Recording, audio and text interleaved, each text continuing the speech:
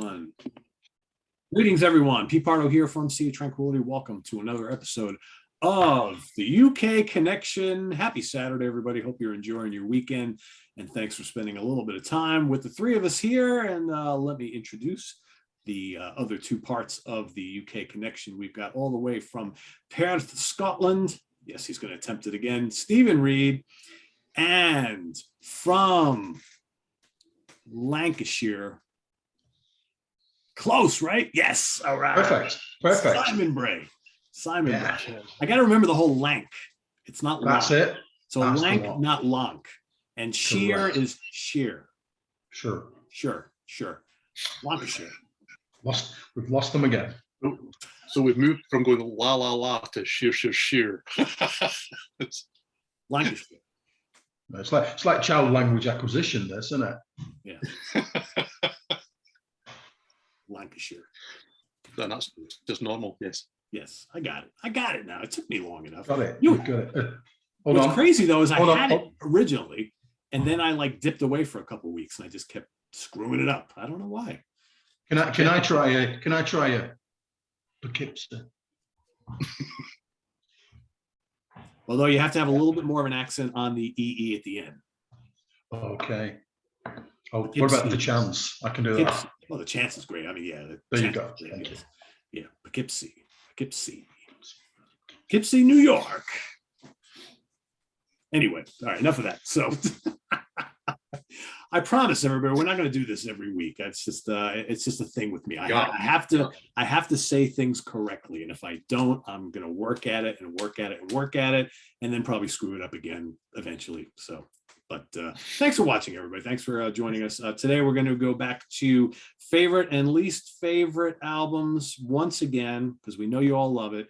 And as we were talking off camera before we started here today, Steven Reid's first appearance ever on this channel was doing at the time, the longest video we ever did on Sea of Tranquility, hour plus, ranking the album show of Magnum. Right? I remember specifically sitting on that show and looking at the time, and I was like, holy shit, this is going to be like an hour. What are we going to do? We've never done an hour-long video before. And now like 90% of every video we do on this channel is over an hour long. So Mr. Reid, you see what you started? I know, and people, you would think I talk a lot. But what was interesting is I rewatched that video, and then to look at all the comments. A lot of them were welcoming you, great, did such great things here, but to see that people actually have revisited that video and have commented since then, which just goes to show you that there is a lot of interest from our audience in this band Magnum. So I was very happy to kind of revisit once again to see if maybe some of our favorites and least favorites have stayed the same, but more importantly, to get Mr. Simon's viewpoints on some of these favorites and least favorites, right? Because we talk to Simon about Magnum all the time here on the UK Connection, but we've never actually gotten his favorites or his two stinkers or wild card picks before till today. So all that being said, before we get started, the guys are going to share their beverage selections.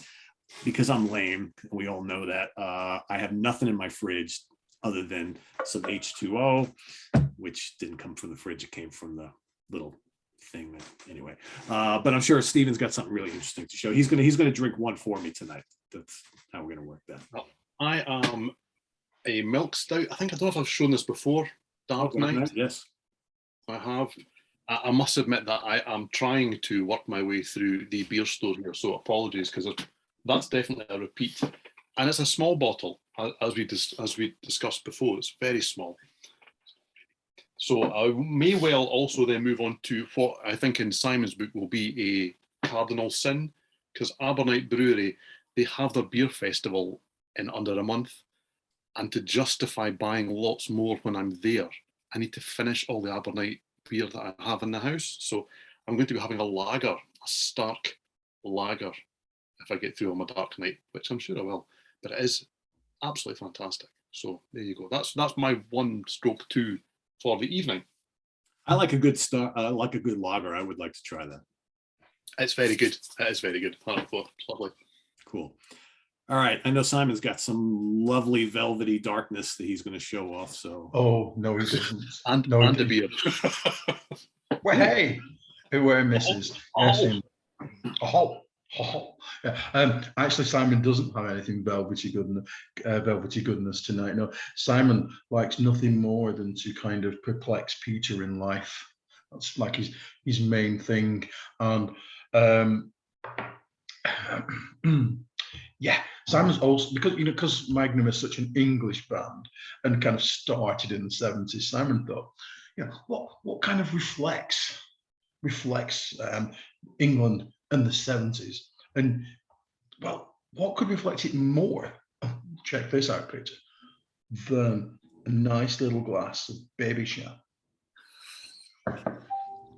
Because that's what charity shops are for, to pick up shit like that. Yeah. Just yeah. And like following it with a snowball, Yeah, I'm gonna have the car and everything. It's gonna be just absolutely 70s tastic. I didn't realize that we'd actually invited Simon round this week. look at this. Oh, God, it's such a great thumbnail that will never happen. It's just for information, Peter. It's a Perry cider. So yeah. Nice. You know what's funny is I always see these comments from viewers who are like, all this beer stuff is great, but when is someone going to pull out a nice glass of Cabernet or, some bourbon? Or we see Butch drink bourbon on the Hudson Valley Squares every week. And Craig Kaminsky's been doing the same on the Monsters Den. But yeah, we've just been doing the beer thing. So I applaud you for doing a cider today. Very cool. I'm not much of a cider fan, though. I wait to see the comments. Yes. There may be probably about my sexuality, but there you go. I need to start giving more thought to my beer selections on this show every week because Simon goes full out. Gotta love that. Very cool. Refreshing. Super refreshing. Super cold. Perry, is it just come out of one of the two beer fridges just over there. I think I've got a problem. Wow, he's got it right within reach. Yeah, very much so. It is funny because the truth of it is I think I do have one of those organic chocolate stouts left from Samuel Smith's, but I didn't want to be ultra lame and pick it like 3 weeks in a row. So I decided to just drink my water and not go there. So I do have one beer in the house. Anyway. We'll let you off, Peter. We'll let you. All right, thank you. I promise I will come back next time and with something a little bit more exciting, I guess. I've nearly finished that. I'm definitely gonna have to go and reach a different drink. So I'll be back in a second. Just talk about Magnum or something.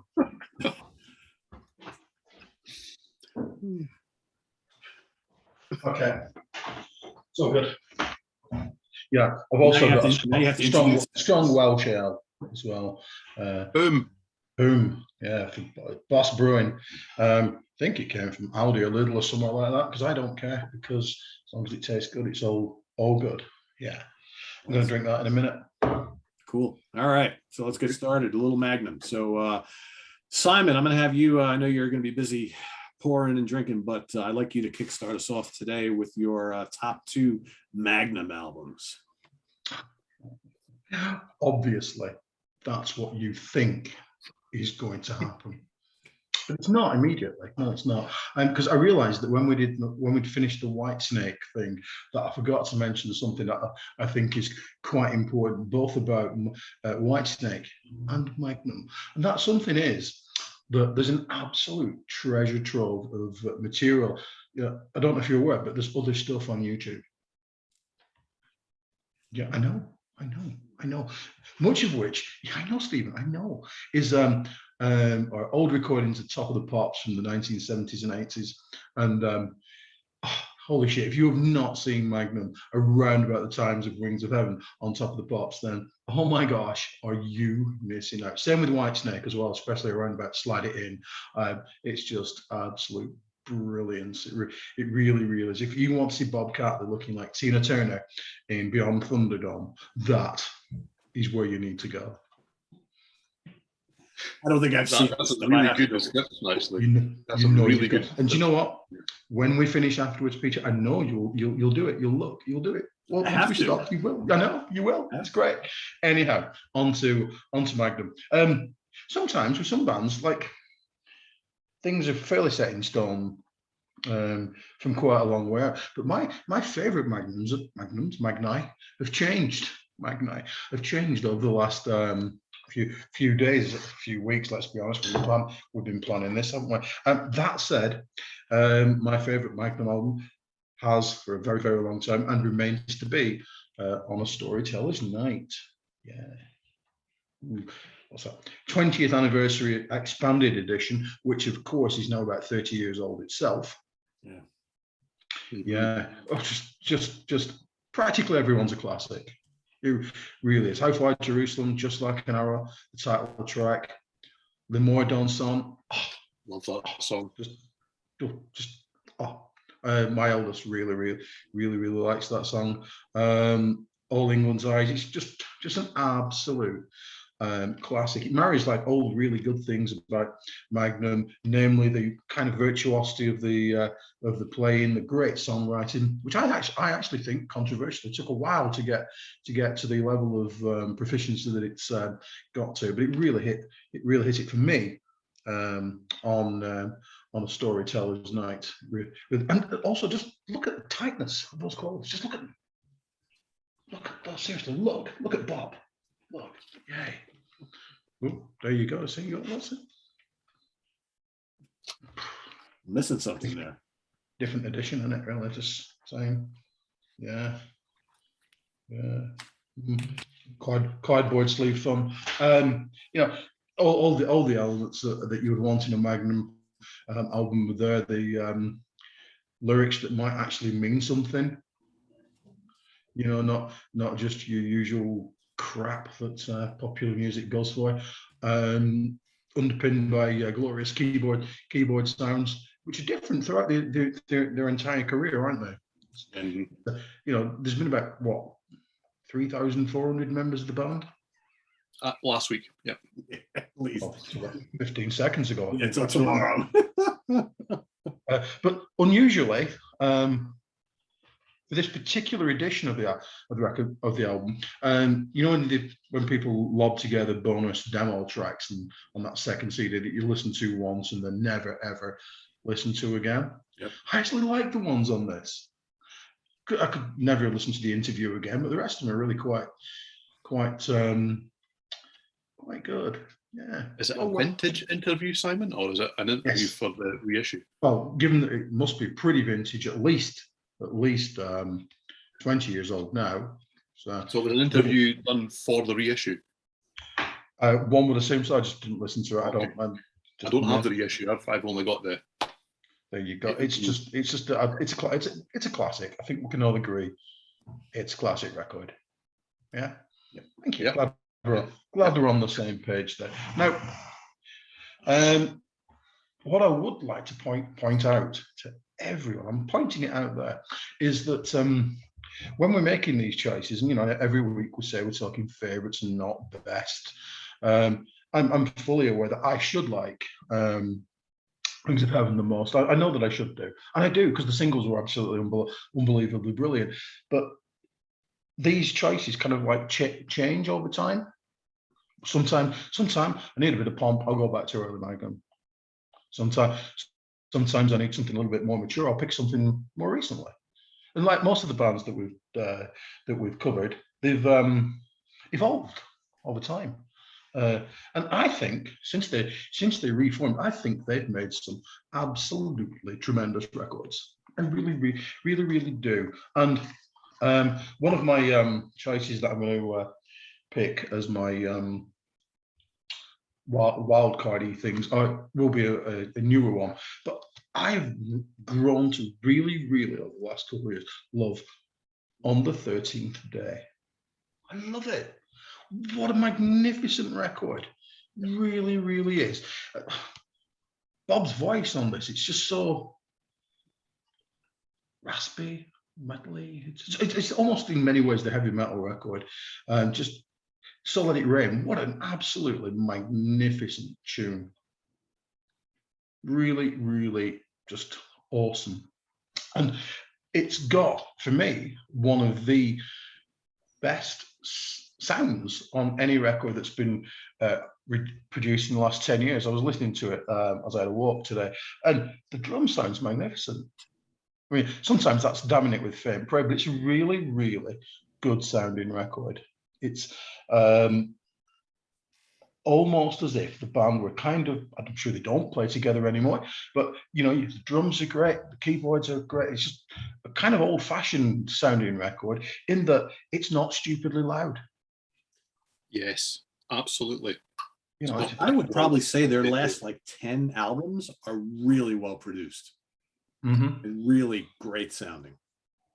You know, you can nitpick about some things here and there. I would concur. Yeah. It's the just only thing, excuse me interrupting there, Simon. The only thing I might mention with that, the recent stuff's fantastic. By recent, I mean 20 odd years. That's what happens when you get to a certain age. The only thing I maybe wish a little is that there was a little more variance in the more recent stuff in terms of sound. I will be coming on to that later. Okay, that's fine. It's just, it sounds fantastic, but the difference when you go and get a bespoke producer is that there's sometimes points of difference that you don't get if the band work in-house all the time. Yeah. We're revisiting the catalogue again, when I think when you listen to the more recent stuff back to back to back, which I tend not to, if I go to Magnum, I fancy this album or that album or this era or that era, because there are quite distinct sounds as you go through. But I think when I've done the last maybe 10 back to back, they all sound like they came from the same sessions, right? Yeah, I do start. I mean, there was a couple of times where I thought, have I not heard that song already? And that's coming from someone that really likes all of these albums. So that's not a criticism of the songwriting or the albums. It's maybe a slight nitpicking about how it all comes together in the end. They don't all do that, but there's a lot of them where you kind of think, yeah, this one sounds a little bit like that one, like this one, like that one. And yet I like them all. But anyway, yeah, sorry. Yeah, I take your point, but I've just really, really grown to love this record. I just do. Yeah. You know? That's one of my favourites from the Reformation years. Yeah, it's just so good. Yeah, and whilst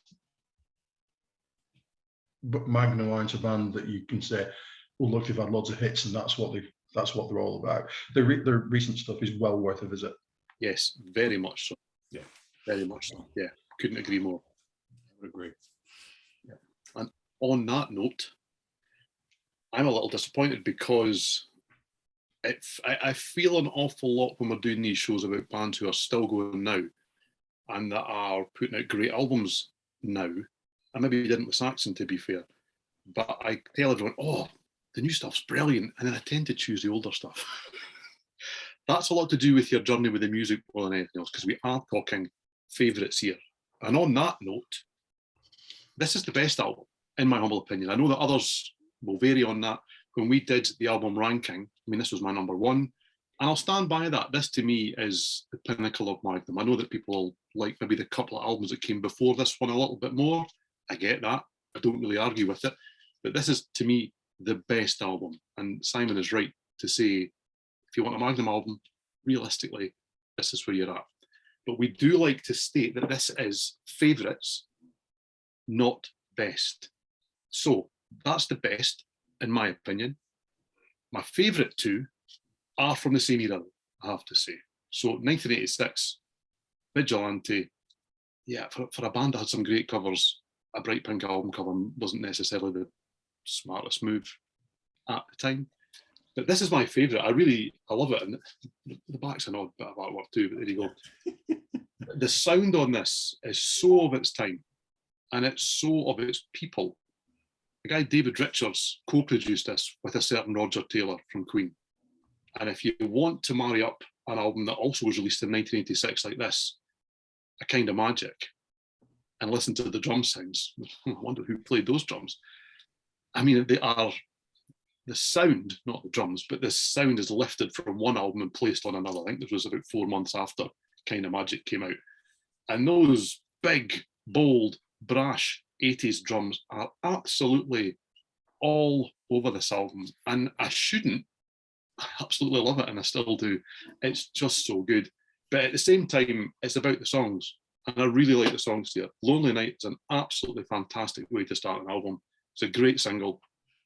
You've got Need a Lot of Love. That's one of these songs that I can listen to 4 or 5 Magnum albums back to back. I will be singing, You Need a Lot of Love. Sorry, Bob. That's what I'll be singing come the end of the 4th album, because it's just so good. But Midnight, You Won't Be Sleeping is so good. This whole album, Red on the Highway, I love Holy Rider. I absolutely love that bit with the bass drum.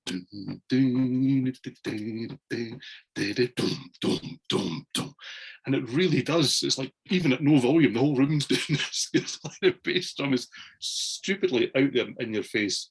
When the World Comes Down, Vigilante, Backstreet Kid, this is great, absolutely great. I absolutely love this album. And it's a favourite because I came in kind of just after Storytellers Night. This was the first one that I was aware of as a brand new album. I had it as a dodgy cassette recording, not the real album.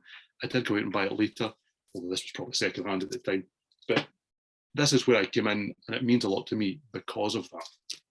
I also think that in terms of lineup, this is maybe, in my humble opinion, we're in classic Magnum mode here, because you've got Tony the Hat Clark, and he was still wearing the hat all the time at this stage.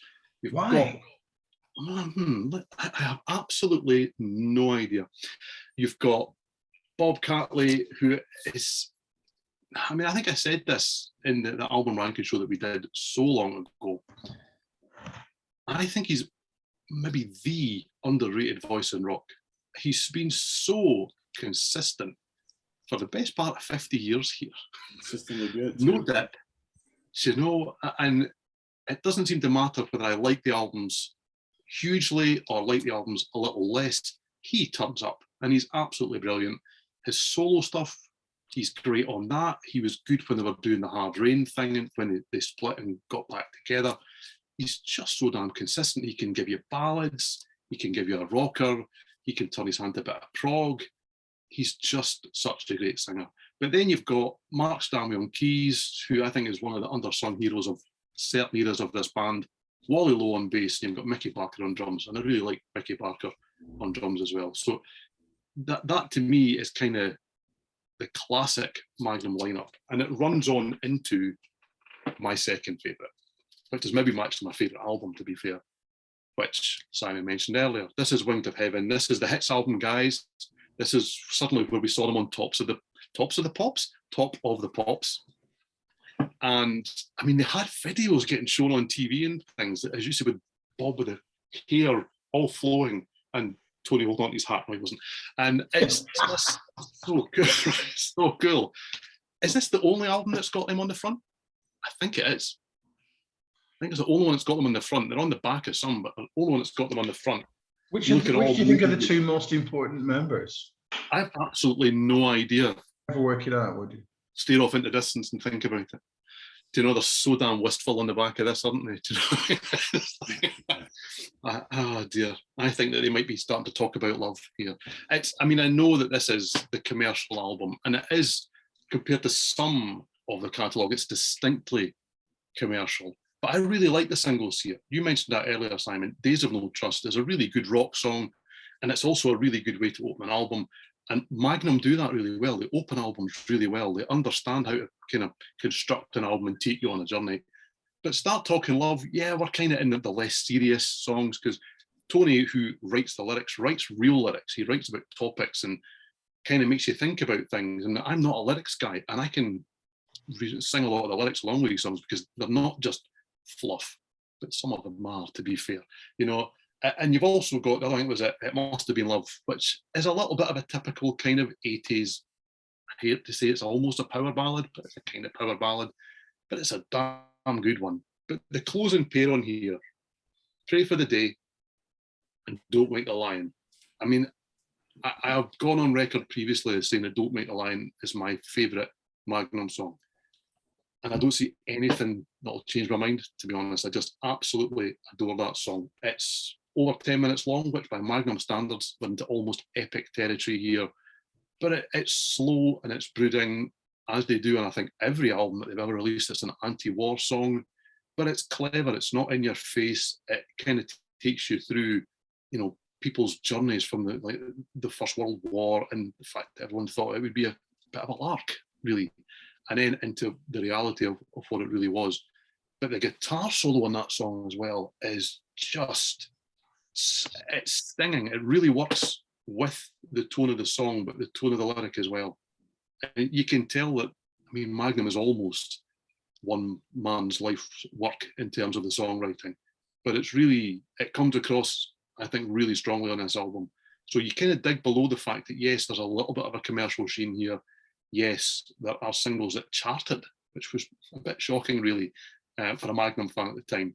But I love this album. I love this band, but I love this album so much.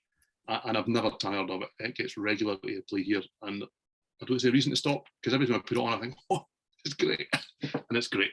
So that's my favourite too. It's not often I go back to back with albums as well, but they are. I was just thinking, how hard would it be to do a Magnum top 10 song show? Yeah, I would give it a go, but that would it be wouldn't mean really much. hard. Yeah, Really because hard. there's so many good songs in there. So many good songs in there. Yeah. Yeah. So we did that ranking show 2 years ago, and since then they've released probably 2 albums, right? Yeah, basically. And my first thought was like, before I rewatched that, because I couldn't quite I think I remembered how I ranked the final 2. And then I was like, but before I go watch, to just kind of, make sure that what my memory is exactly what I said during that show, I was like looking at the whole discography, and I'm thinking, well, man, I have spent a lot of time with a bunch of the more recent albums, and I like them a lot.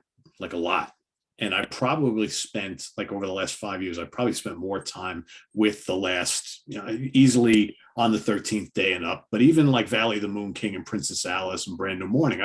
I've listened to a lot of these more recent albums, and again, recent being the last 15, 20 years, as much, if not more, than the early part of the catalog, right? So I was thinking, all right, well, I could pick this album.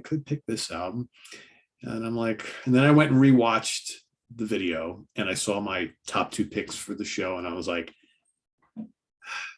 yeah, I see why I picked those.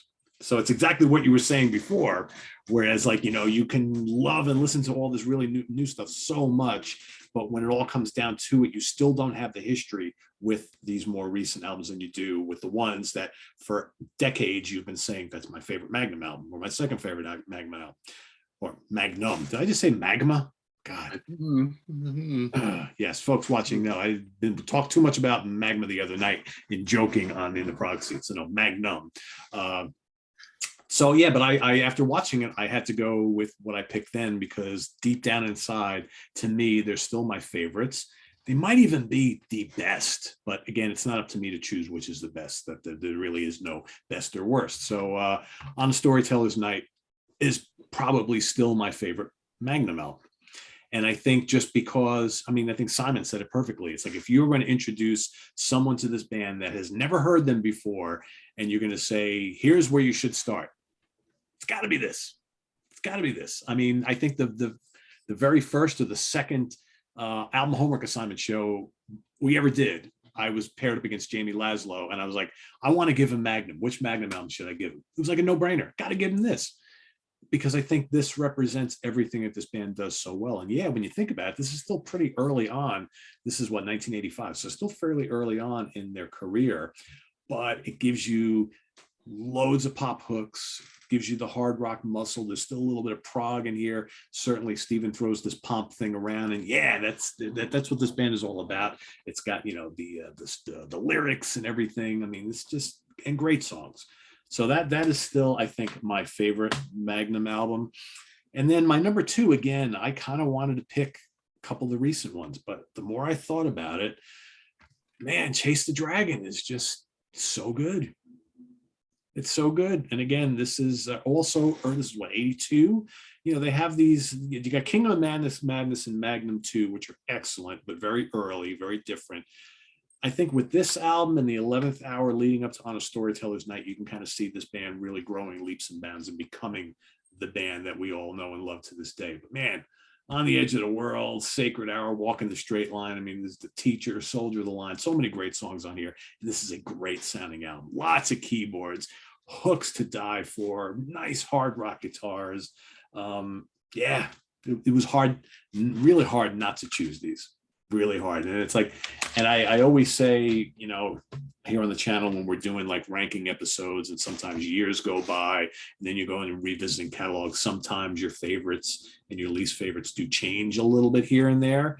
And it's almost like part of me wanted it to change for this episode, but I just couldn't do it because I wanted to be honest with myself. And I'm like, well, which are still my 1 and 2 go-to albums among a catalog that really doesn't have any stinkers at all. And I mean, what, 95% of this catalog is top shelf?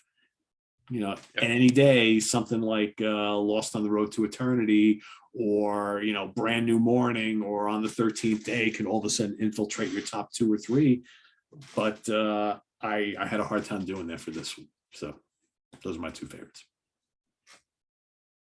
Great choices. Yeah, great choices. And that's, you got to be true to the You can band. say anything in their great choices, right? I mean, I could have said the Debut. Debu's a great album.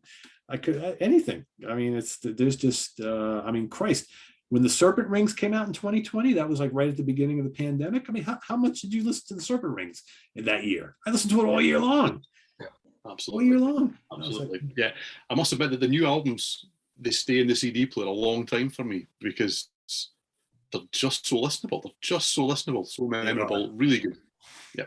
The only thing that sucks about the most recent, and Steven, you and I have joked about this for years, is that this band has this weird habit of releasing their new albums right at the beginning of the year, every year. Don't they? So it's Johnny, like you start off the year, it's like you're listening to Magnum from like January through April, and then all of a sudden you get the glut of all the other new releases, and then that Magnum album gets pushed aside, it goes on the shelf, and you forget about it. And then when you're at the end of the year, you're putting down together your best albums of the year, you almost forget about it because it seems like it was from the previous year because it was so long ago. They do that all the time. See, even though because they're stuck in the past, they think that everyone's just got their record vouchers. And in early January, off they go. You know, that's why Bring Your Daughter to the Slaughter Got. It's number 1, isn't it? Yeah.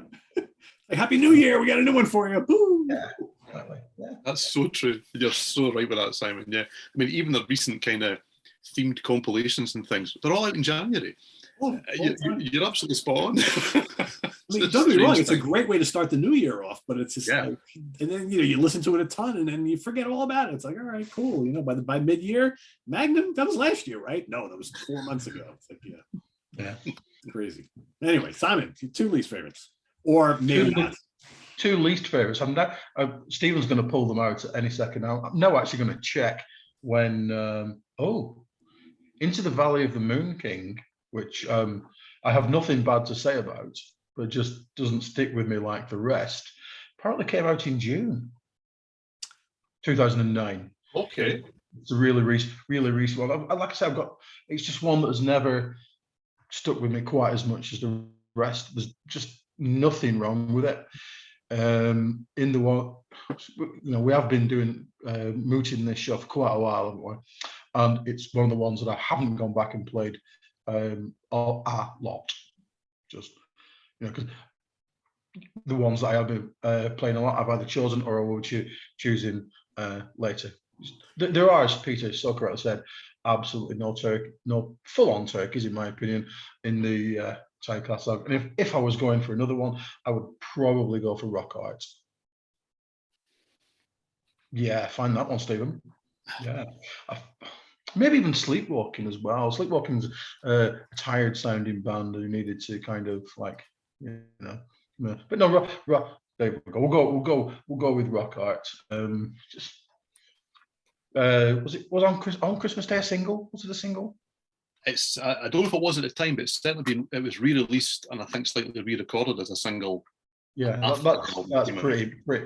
pretty immense. Yeah, but the rest of it isn't. I love the tall ships. Yep, fine, yep, good, yep. Hard-hearted woman, always think that should be more of a blues tune than it actually is. Get a Yes. hard-hearted woman, oh baby, yeah. Dear Mr. Coverdale, again, nothing wrong with it. It's just in a few weeks' time, this might be much further up the list because the quality's there throughout it. It's not nice, I would say, not nice things about them. And I don't like it. Yeah. I agree with that wholeheartedly. I'm not going to say anything else nasty, and that's it. It's just not quite as top drawer as the rest this week. Yeah, exactly. Yeah. So as far as release dates, so the last 3 have been released in January's. All right. January 2022, January 2020, January 2018. Then the 2 before that were February and March. And then I think on the 13th day was June, or the visitation was September. So they really only started with that very early in the year thing with Escape from the Shadow Guard.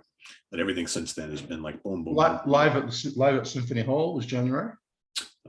Correct. Yep. And I think some of the themed compilations that have come out have been January as well.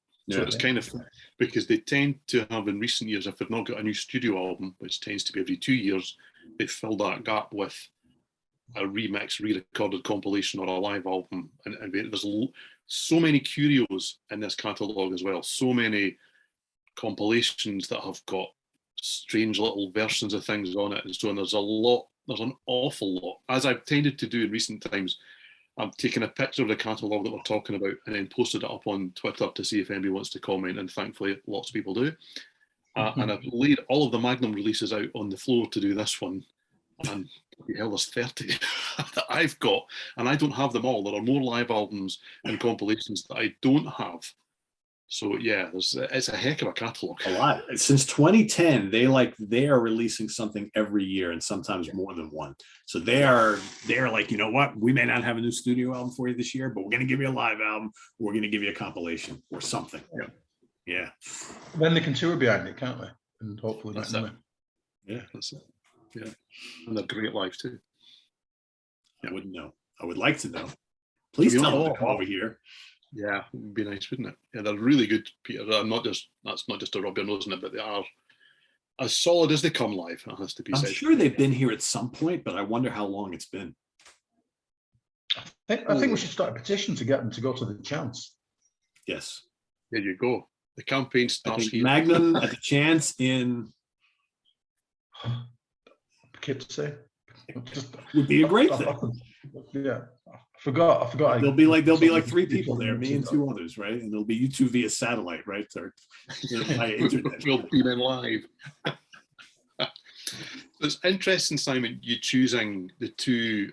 I mean, you chose one from that era to kind of highlight as a possible least favourite amongst really good albums with rock art, and you also mentioned Sleepwalking, because I have a feeling about that era as well, that they were kind of stumbling towards the split. And then I listen to those albums and think, bloody hell, they're good. Sleepwalking especially doesn't seem to kind of strike a chord with me until I put it on. It's not an album that draws me back, and then I put it on and I think, wow, there's not a single thing here not to like. So they were in contention for this, and then I listened to both of them and thought, don't you think though at that point, you know, within that like 5-year span, somebody said to them, you write some good songs, Wing of Heaven's going to break you everywhere. You are going to be so fucking massive. And it kind of didn't happen, did it? Yeah. In a way, it didn't happen for Saxon. Yeah, I also draw parallels with Marillion in the same kind of way, because they suddenly had kind of hit singles and a record company in their ear going, we're just about there, guys. We're just about there. And they did things very similar, like booking Wembley and not filling it. And from there, you can almost hear record execs kind of going, okay, so who else is out there then? Do you know? And it's a shame that so many labels did such stupid things with bands that really just didn't need to be done. And it was interesting doing this show and looking back. And I mean, there's a lot of literature, and I was going to lift that up, but that's for later on. Literature that you can read about this band. And I had a look online, and Tony Clarkin, who has obviously been the driving force in terms of the songwriting, was asked when they reformed. They split in 1995, and morphed into a band called Hard Rain and released 2 albums under that banner, still with Tony and Bob. And that kind of, there was touches of Magnum in there because you've got the same guy writing all the songs and the same guy singing them, although they also had a female vocalist whose name escapes me, Susan McCloskey, something along those lines. Yes. Apologies if that's wrong. So it sounded like Magnum and then it kind of didn't. And Tony was asked, so why did you finish Magnum after all these years? And he said, well, for 20 years, there's not been a day that's gone by that I haven't wrote a song for this band or thought about what I was going to do with this band or tried to get them out on tour and play some shows and just keep it all running and keep it all going. And I think really it was that age old, just give me 5 minutes here, you know? And I think if somebody had said to him, you know, take a break, go and do a solo album that sounds nothing like this, and Bob, you go and have that great solo career, because it's a great solo career, I don't think there was ever any need for them to split. And interestingly, that takes me into, I'll do them both, the 2 albums that I'm less keen on out of a whole catalogue where I like everything. Now, I know that it hurts Peter a little bit because this is where he came in, okay? But Brand New Morning just doesn't click with me in the same way that the rest of the catalogue does. It's a great album. There's nothing wrong with this. And this one sounds like a Magnum album. This was the second after that they reformed in 2001, I think it was. So the first one was Breath of Life. That's what they came back with in 2002. And this is a mixture of songs that were written for Magnum and some songs that were written for Hard Rain. And there was a point of difference between the two. Hard Rain, especially with their second album, When the Good Times Come, introduced a little bit of blues and a little bit of jazz. And I think to some extent they were trying to go, we're not Magnum, by the way, even though they really were in so many ways, because you would go to them live and they still play some Magnum songs, because, well, otherwise people went home and grumbled that they didn't play any Magnum songs. Really difficult place to be, you know? So Breath of Life is the one that I struggle with, because it's a Magnum album. It's kind of not a Magnum album, but it's still good. It also pains me a little bit. The drums on here are played by Tony Clark, and some of them are sampled. And I mean, I knew that before I listened to it. So whether I've always had kind of carried that baggage, because I like a live band, I like a live drummer, I like everyone to sound like the Santa Room, even though, as Simon mentioned, they probably bloody well didn't. Probably for years before that anyway, when they were actually recording. But it just kind of feels a little bit wrong to me. And this was the one, Brand New Morning was the one where it kind of felt like, okay, they kind of started the engine again and now they've actually got it running. But I just don't quite think that it's got the same level of songs on it as just about everything else in the catalogue does. Not for me. It is a favourite of a lot of people. It's been interesting for me to kind of, after we did the album ranking, to see how many people rank it much, much higher than I do. But yeah, you take the journey with a band. And that was the bit for me. I was a little worried when they came back with these 2 albums. I thought, oh, wow, has the mojo gone? Will they ever, you know, cut that spark again? And bloody hell, yes, they will. But these 2 albums are still ones that I very seldom go back to, even though there's nothing wrong with either, in effect. They just don't click with me the way that the rest of a really, really, really good catalogue does. So that's my least 2 favourite. And I'll still tell you that if you want to listen to Magnum, yeah, listen to these 2 as well, because they're really good. Yeah, I mean, I came into, like you said, I came into the band with both of those albums because I remember, you know, we were fairly early on doing the Sea of Tranquility webzine, and SPV was sending us all of their stuff to review, and you know, they've been on SPV now for a long, long time. And I remember getting, you know, always hearing about Magnum, never really experienced their music, and loving both of those albums. And that made me go and investigate the whole earlier part of the catalog, which I was like, wow, and these albums are even better. But I still really like those 2 albums a lot. But yeah, I guess it depends on when you came in, right? I mean, you obviously were well versed in them way before those 2 records, those 2 comeback records came out. So yeah. I think the songs are really good. But I agree, the drums are not fantastic, and they're not as full-bodied, the production, as some of their other albums. But it's interesting because with Brand New Morning, I still don't think that is as great in terms of the drum sound. And by that time, it's Harry James, who plays in Thunder, who is a tremendous drummer. Yeah. Do you know, he's a real powerhouse and a great character too, I have to say. It just, as I say, you bring your own baggage to these albums, fortunately or unfortunately, and sometimes it's just, you can't pack that away to some extent. And they just don't click with me in the same way. I mean, if somebody put them on, I'm not going to say, oh, what the hell's that? That's still really good. Yeah.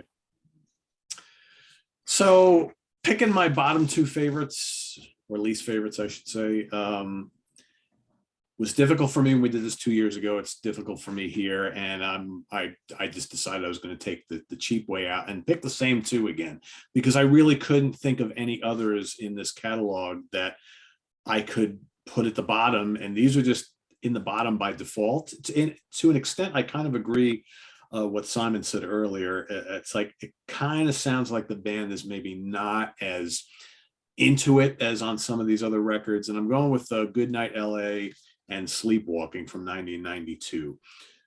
Again, they're not bad albums. I mean, Keith Olsen produces this one. I think it's a really good sounding album. It's very commercial sounding, but I think a lot of their material is commercial sounding. And, you know, you really can't say a lot of bad things about them, other than maybe just the songs on them don't resonate with me as much, or a little bit less than some of the other ones. Because I mean, I was going through everything. You know, you mentioned rock art before, and it's like, yeah, that's, you know, that's also really good, not great, right? But so in this catalog, really good is at the bottom.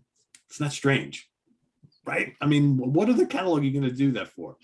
Where it's like, you know, our least favorites are actually really good, really listenable albums, and I may put it on tonight and be like, yeah, there we go. But I still like all the other ones better, right? I mean, that's how hard this is. So, and even what we're going to do next is pick a wild card. I was just like, what do you pick here, right? It's just like, so yeah, I you know what? For those watching who maybe are not well versed in Magnum at all, do not be scared away by our bottom twos, our least favorites, because they're all really enjoyable records. Really enjoyable. Very much so. Yeah, very much so. So I again, kind of like what Simon said before, I'm not going to shit on these two albums, because I think, you know, Goodnight LA and Sleepwalking are both fun, good songs. Maybe not quite top shelf. Goodnight LA is the sound of a band. It's exactly what Simon mentioned earlier. This is the sound of a band being packed into a box by a record label. Yeah. This is, guys, you had some hits and you've played some big venues and you've been on the television. Let's ramp that up a notch. Do you know, we'll get you a producer and we'll have some co-writers and various things like that, which is like, we don't do any of these things. Yeah. And I really like it. But yeah, I mean, when we do an album ranking, it falls lower down because it feels a little contrived more than anything for me. Although there's things like Mama and things like that. There's some great songs on there too. But yeah, I get that. I think one of the biggest injustices of the world, as far as like the music world goes, is that, you know, how in the hell did Magnum never catch on in this country? I'm amazed, really. I know there's a certain kind of like, you know, Britishness, right? Or whatever, that's what someone from here would say about them a little bit. But man, I mean, there are other bands who played similar type music who made it huge here in this country throughout the 80s and the early 90s, specifically the 80s, that were way less talented and quite frankly had way worse songs and albums than these guys. It's just amazing to me. You know, we've talked about a bunch of albums now that should have been chart toppers here, because everything that people were listening to and loving here is right in this catalog, right? I mean, you know, we talked a couple of weeks ago about Europe, right? Final Countdown album. It's a perfect example of an album by a non-US band that had a certain sound that caught on here and sold millions. The title track, which we'll forever be talking about till we're all long gone from this world. And yet this band had similar type material that just for whatever reason, not even a blip on the radio here, that I think anybody who is into this type of stadium ready arena rock with big hooks and choruses and keyboards and great guitar work and, you know, excellent vocals and all the things we love, just couldn't get arrested here. I totally get why Slade and Status Quo maybe didn't catch on here, for various reasons. Not that they're not great bands, I'm not saying that, but I know like what sells here in the States, and this is a mystery. This catalog is a complete mystery that they had no success here at all, not even once, nothing. Strange. I don't want to step on anyone's toes with the wild card, but I would even suggest that the first couple of albums, why there wasn't some sort of record exec, to go back to that again, that was listening to the first couple of albums and going, do you know what, let's get this band on the same bill as Styx and see where it goes.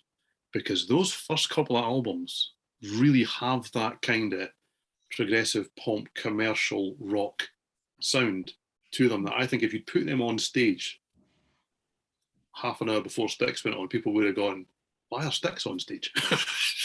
But if I remember correctly, close, but it really would have worked. Yeah, I agree with you. If I remember correctly, back in those days, when they did come over here and tour, because I know they did early on, they were thrown onto bills with like heavy metal bands. And that's not a good choice. Because I could see in 78 or 79, like you said, them opening for Styx or Journey or REO Speedwagon or Kansas or, you know, Boston, whatever. That's a little bit of a better fit. Yeah, I would maybe argue that they're probably tainted because certainly here in the UK, stuff like Styx was very much poo-pooed. Yeah. You know, at that point. So if you were a UK kind of, you know, focused record label or whatever, you would be looking at them going, let's not identify with any of that kind of prog nonsense. That is so last decade, you know. So let's say that they are, you know, there's a metal scene starting up, and that's what's going to get them in. And they do rock, Yeah. Do you know, they're a really impossible band to pigeonhole because there are eras and points where you think, well, they sound like this. I mean, you're talking about Europe, and you think, well, I think there's a very small window where they could even have shared a bill with Europe at that point. Before and after, well, no. But that's just because it varies, and yet you listen to them and you go, that's Magnum. Straight off the bat, there's no, oh, wow, what a departure. Yep. I would point out, though, when you say things like that, Peter, about not breaking, that, you know, in the great scheme of things, you know, early Magnum, it's a bit pompey, and, you know, Angel never really took off, did they? And there's that kind of like big keyboardy kind of sound that I'm going to come on to shortly. That's a really good point, Simon. Yeah. Never really took off. Yeah, and you know what? That is a good point. And I would say in the case of Angel as well, and maybe Magnum, because we're talking about similar time frame, right? 78, 79, first couple albums. That style of music is a couple of years already out of favor.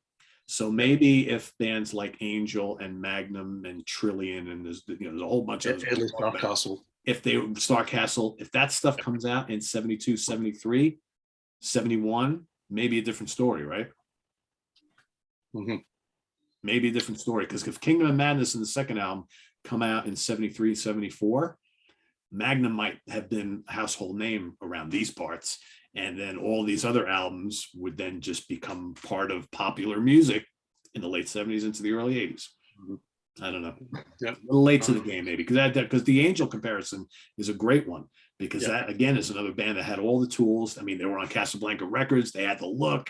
And for whatever, inexplicable reason, Stars is another one. Just never quite really clicked. And maybe they were just a couple of years too late. Yep. I don't know.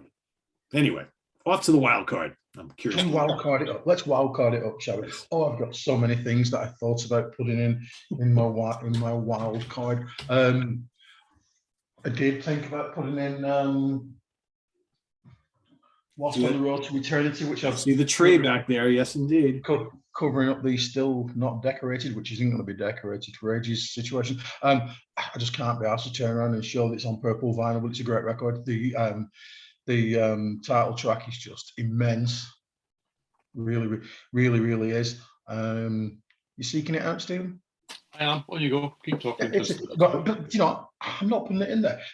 What I am going to do is I'm going to obviously I'm going to cheat like dirt by naming 38. I really, really love Princess Alice. It's just tremendous. I would suggest, there you go. I would suggest that when we were young, action.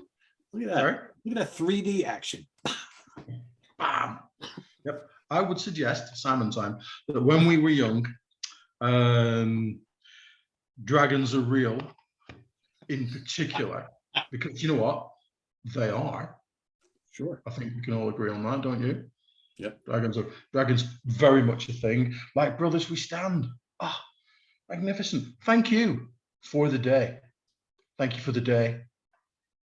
Thank you for the day. It's a new one. It's only 15 years old. And it's really, really, it's really, really good. But do you know what? I'm just pointing that out because it's just fucking excellent. But do you know what? They do have what many people describe it as a metric fuck ton of live albums. They do. They do. And many of them are worth your time, my young friends. Yes, they are. So 10 of them. 10 of them. Yeah. As a matter of I'm fact. going to recommend Live from Birmingham. Don't know why I did it in that accent, but I did. I recommend it. This is apparently number 694 of a 1,000 limited edition. It's a nice weighty 180 gram vinyl. It's practically all the Magnum. Yes. Oh, inside's a bit shit. Oh yeah. Look at that blackness. All right. Love it. But it's got practically all the Magnum you could ever want on it. All England's Eyes, Vigilante, Pray for the Daily, More Dansants, You're the One, On a Storyteller's Night, Stormy Weather, Kingdom of Madness. That's just the first one. Holy shit. Just saying. Yeah. And then, what's that, Simon? Sorry? Oh, Kingdom of Madness. Yes. Yes. And the great thing about the live albums, though, is, and I love Bob dearly. I wish he was my uncle. I really, really do. But he just does some weird shit. Can you dance? Can you dance? Because it's not like Magnum's got a shitload of donks on the record, is it? You know, can you dance? Not to this one, Bob. Sorry. No. Yeah, really? Pray for the Bay. Yeah.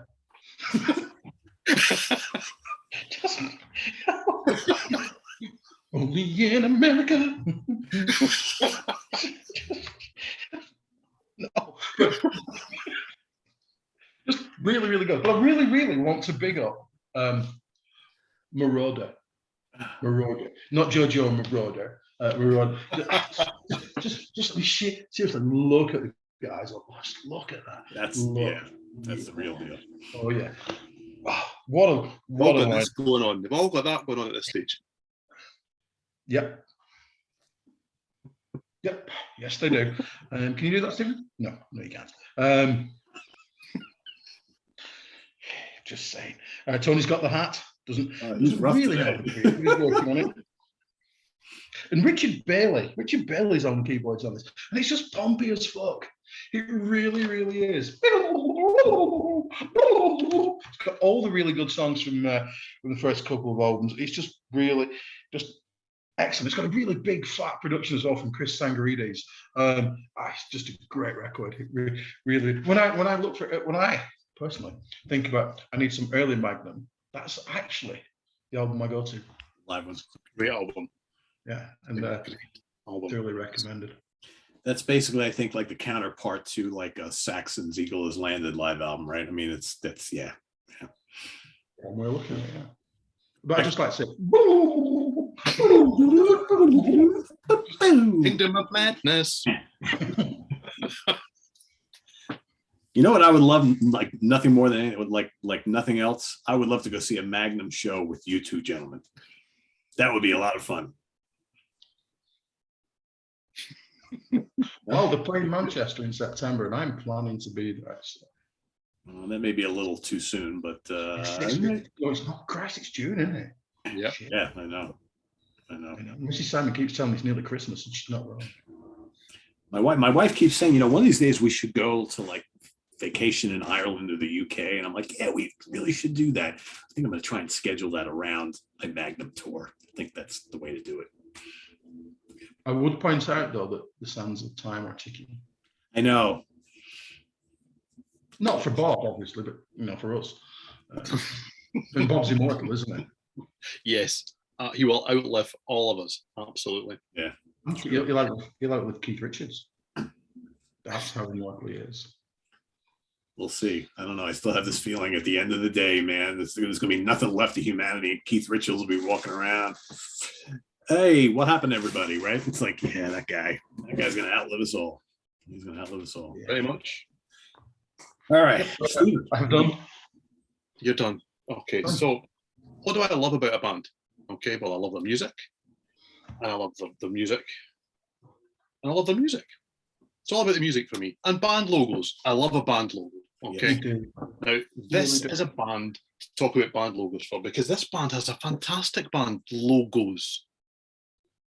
I mean, no one should go and get a great band logo, as, for example, looks like this, okay, and muck about with it. Nobody should, right? I mean, this is the River Sessions. It's a kind of live album. It's really good. It's not my wild card. It's a great album, okay? You shouldn't muck about with it.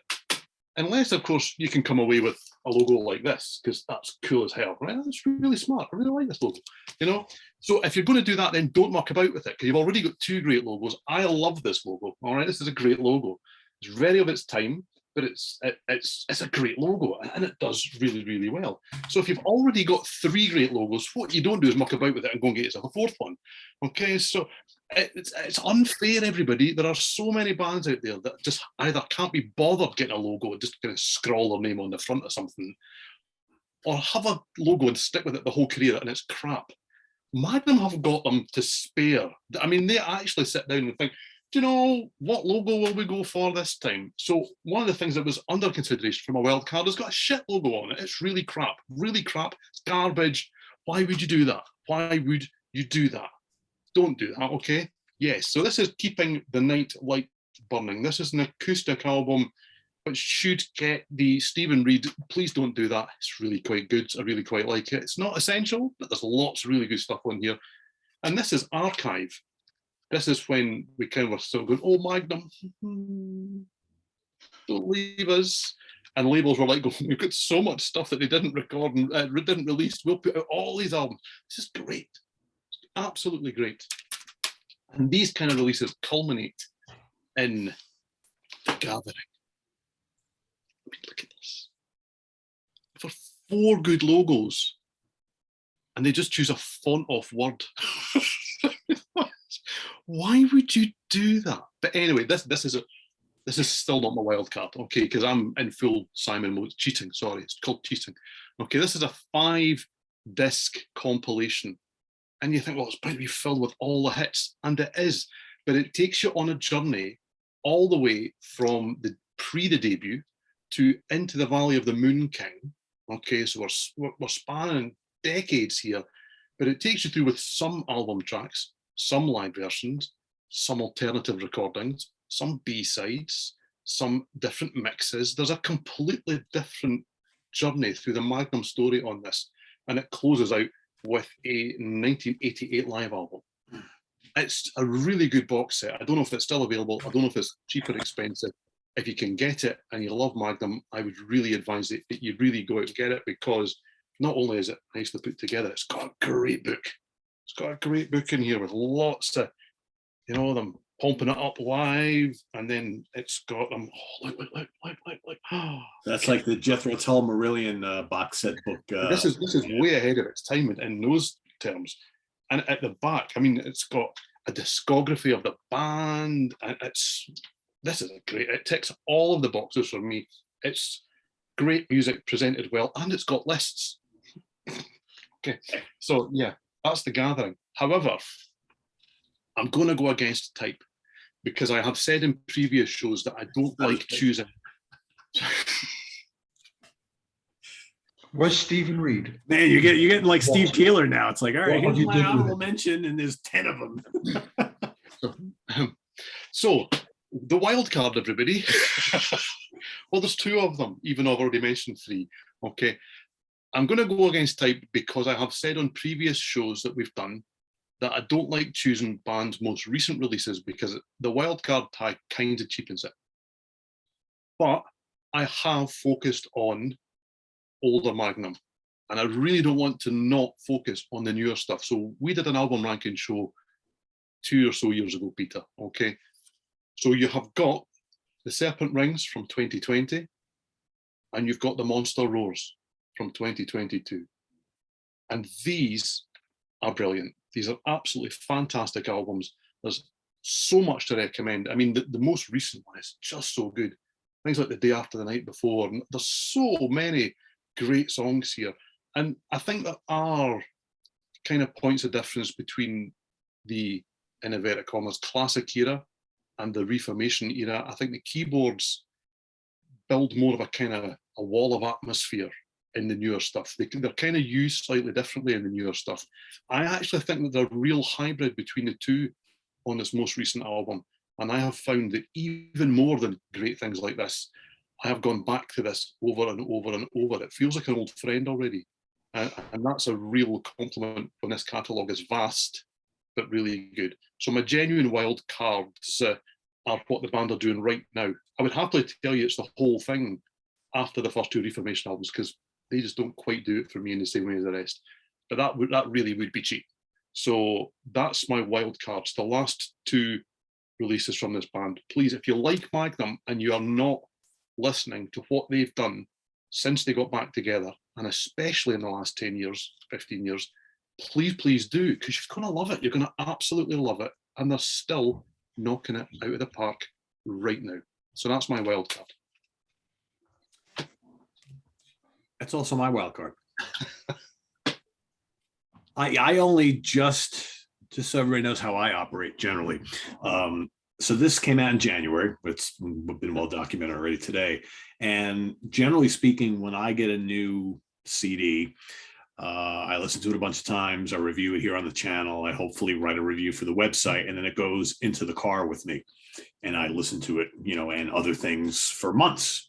And I only just took this out of my car. It's now early June. I only just took this out of my car like a couple days ago, and put it on the shelf because I have to make room for new stuff. But it's on the shelf facing out, so I can see it, so I can still grab it and pull it and listen to it. And when we were putting our list here for this together and thinking, God, what the hell am I going to pick for a wild card? Yeah, I was also thinking that it's got to be a newer one, right? And this is so good. This is, I wonder, like, I put myself, all right, so if we were to do this exercise again in 5 years, would this kind of push up to the top of the catalog? It might already be, right? So technically this is not sitting at the middle, I don't think, because I feel very strongly about how good this is, but I wanted to pick it anyway for a lot of the reasons that you did. I mean, man, the title track, so good. Remember, that chorus kills me every time. All you believe in, I won't let you down. I mean, his vocals are so outstanding on this album. And man, no stepping stones, horns on a Magnum album. Yeah, I know. I mean, well, to be fair, they had sax solos back in the days of Vigilante as well, so they've got form. Yeah, but not in a long time. But yeah, it's just so good. Walk the Silent Hours. Come on, man. So cool. For 30 years. Again, Simon? He lost the horn section down the back of the settee for 30 years. Really? Yeah. They were for the Just Eat delivery, and they found it. Have you seen the sax? So good. And how about that? Come on, look at that logo. Yeah, look at that. See. The only disappointing thing about this album, and I've said it before, is I miss Rodney doing. I mean, this is kind of a cool album cover. Kind of. It's funny, Peter, because I knew if this album came out, you would mention it. And I looked at it today, and I must admit, I actually thought to myself, do you know what? Yeah, I love Rodney's art. I love it. And I love the references to old albums and things that always seem to run through. This is great. Oh, no, I do like it. Great. I agree. Love it. I do like it a lot. Is that, I mean, on the back here, I mean, has nobody taught this young lady that she's going to have nightmares? I mean, no wonder she's seeing the monster roaring. I mean, she's got fruit in bed. And what is that about? What are all the grapes in bed for? I don't understand. I don't know. Is that a thing that everyone else is doing that I'm missing out on? And is that a pineapple? Well, I think so. I mean, we've got the whole fruit smorgasbord here. We've got Yes. apples. I think there's, I don't know, is that sliced melon that's there? I don't know. Don't know what it's for anyone that has no idea Green what we're apples talking. there. Yeah. I mean, these Yeah, are no, not I have grown to like the snacks. album cover, but I remember initially I was kind of like you. It's like something's missing. It's like an Iron Maiden album without Eddie on the front, right? So I was like, when this came, I'm like, wait a second, that's not a Rodney cover. I'm like, that's kind of cool, but it's not very Magnum-y. So, but I've grown to kind of like it. So yeah. Magnum, sticking the Y on the end of things. What a great way to do things. I approve. Yes. See, I pay attention. And I haven't had any beer today, so there you go. So cool wild card picks, I thought. Yeah, cool wild card. But I'm amazed that you didn't go with Kingdom of Madness. Really am. I thought that's where you would go, Peter. That's what I thought it would be. Well, because if you remember, I ranked it pretty high when we did our ranking 2 years ago. I did, but there's a musical point of difference there that I kind of thought you would maybe want to highlight. But that's a great wild card. We agree. So it's obviously the right wild card. It's only Simon that got it wrong. I mean, Kingdom Madness is great. It is great. I don't know. I felt really strongly about grabbing something from the recent. Yes, I was compelled, as you have been, to talk about current Magnum because we're great at kind of going, these bands are doing great things right now, but we love all the old albums. We do. Yeah. But yeah, I mean, we were buying these albums in our teens and 20s and things like that. So you have the history. What they're doing right now is brilliant. Absolutely brilliant. Yeah. Yeah, I would argue, we talk here on the channel across a few different shows of these bands who have been around for a long ass time and are really like doing some of the best work of their career over the last decade or two. And we talked about Saxon recently. I've talked about Testament and Overkill and Queensryche, and man, Magnum are right up there. Right up there. Heap. And Uriah Heep as well. Yes. Yep.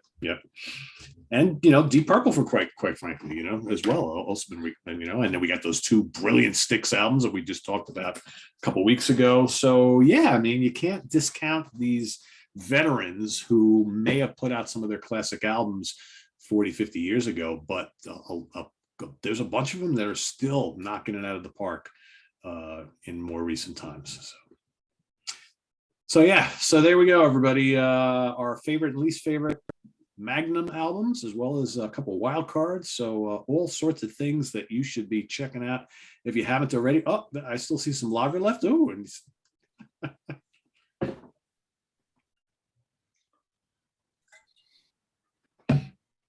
I'm no fun today. That's all right. I'll be more fun next time, I promise. So thanks for watching, everybody. Visit us on the web at www.seatranquility.org. We're on Facebook. We're on YouTube. All together. All the time. There you go. So for Simon Bray and Steven Reid, I am Pete Pardo. Join us next time for more fun here on the UK Connection. Please down below, let us know what your favorite Magnum albums are and your least favorites. And if you haven't explored the music of Magnum, you have some superb choices here to go and investigate. But as we stated, you could literally pick any album in this catalog, and I don't think you'll be disappointed because it's high quality from start to finish. So take care, everybody. For Simon Bray and Steven Reid, I am Pete Pardo. We'll see you next week. Take care. Bye-bye.